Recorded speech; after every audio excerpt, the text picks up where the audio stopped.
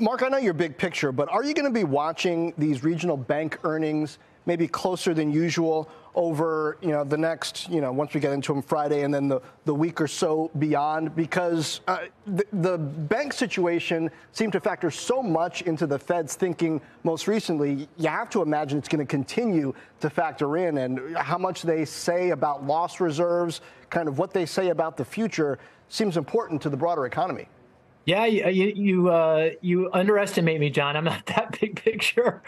I will get down to the 5,000-foot level and take a look around, maybe even to the ground level at some points in time. But yeah, I think these bank earnings matter a lot, and particularly what the banks tell us about what's going on with their earnings, and going back to their underwriting standards and what it means for the availability of credit, and most importantly, what's going on with regard to their outstanding loans, their net interest margins, and ultimately what's going on with deposits. So yeah, I think we need to listen to this what they have to say very, very carefully, because that's really critical to understanding what the impact of the banking crisis will be on credit flows and ultimately on the economy, and ultimately what it means for interest rates and monetary policy. Yeah, the clock is also ticking on the debt ceiling and the standoff we're seeing there. You saw Speaker of the House McCarthy make comments about the fact that this is actually becoming worrisome last week, the end of last week. Is this, in fact, becoming worrisome? Is this a growing risk right now that investors should be paying closer attention to, or do we still have time here? We got a bit of time, Morgan. And by our calculation, the Treasury is going to run out of cash to pay everyone on time. That the so-called X date in mid-August. Right now we're estimating August 18th is that drop dead date. So my sense is what will happen is we'll come back from July 4th, the July 4th holidays, and we'll start focusing on this. And I think it doesn't look like lawmakers, Congress, and administration are getting it together reasonably so, I think angst in the markets will start to rise, pretty considerably, particularly as we make our way into August. So, and obviously the timing is bad, right? I mean, I do expect the economy to weaken here, unemployment start to rise. And once unemployment is rising, that's when the economy is most vulnerable to anything else that could go wrong. And of course, a breach of the debt limit, or even threatening to breach the debt limit, is something that I would qualify as something that could go wrong. All right. Add that brick to the wall of worry. Mark Zandi, thank you. Still ahead. Does Apple have a demand problem? New data from IDC says Mac shipments fell sharply, very sharply, in the first quarter. We're going to look at what that means for Apple's upcoming earnings and the entire hardware industry next. And do not forget, you can catch us on the go by following the Closing Bell Overtime podcast on your favorite podcast app. Morgan and I will be right back.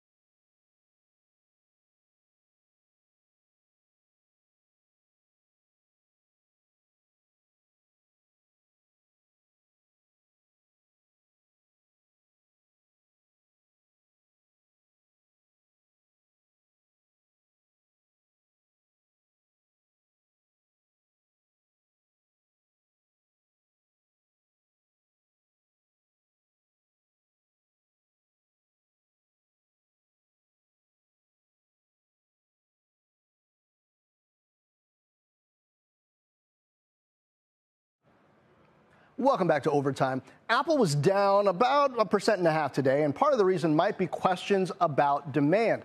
IDC reporting that Mac shipments were down 40.5% in Q1 for the biggest drop among the major PC makers. So is that a big deal? Well, not yet. So here's the story. Shipments aren't the same as sales. Shipments get product into the store shelves. And Q1 shipments might have been down because retailers still had some inventory left from the holidays. When you'll recall, there was spotty demand in December. And the first half of the year, seasonally weaker for PCs anyway. Plus, Apple CEO Tim Cook, aggressive when it comes to managing inventory.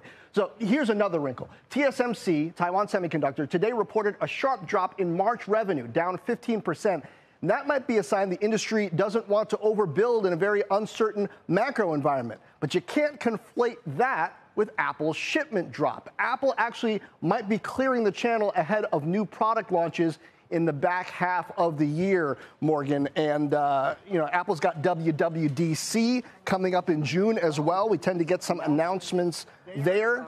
They're just about done with the transition to their homegrown chips. There are a lot of things that this could mean besides just demand problems in the channel. You just moved from our stage back here, our wall back here, so fast. I'm lickety split. I'm very inspired right now. I love moving around. It's been too long since I've been on set, so good to be back.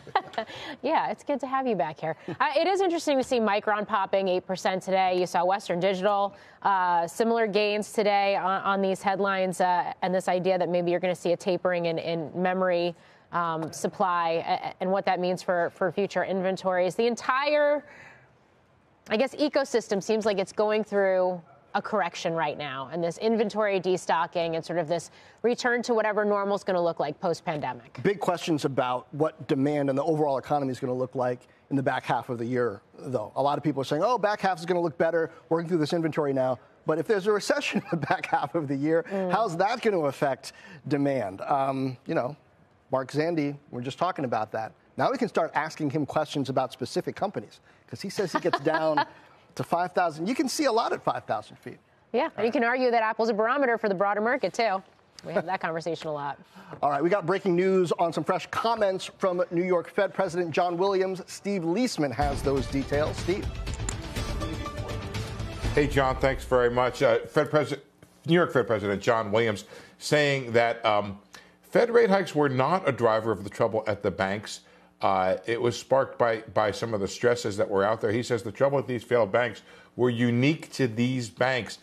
He says we haven't seen any clear signs yet of credit conditions tightening, even though, of course, his survey of consumer expectations today did show some of those concerns on the part of regular households. He is watching for the possibility, and he also stressed, by the way, that he sees the difference between monetary policy and regulatory tools. So that's kind of a way of Fed officials saying that they think they can hike and deal with the banking issues such as they are without changing what they think is the proper monetary policy. He says he expects to see unemployment rate rise gradually to 4 to 4.5%. It's now around 3.5. It went down on Friday.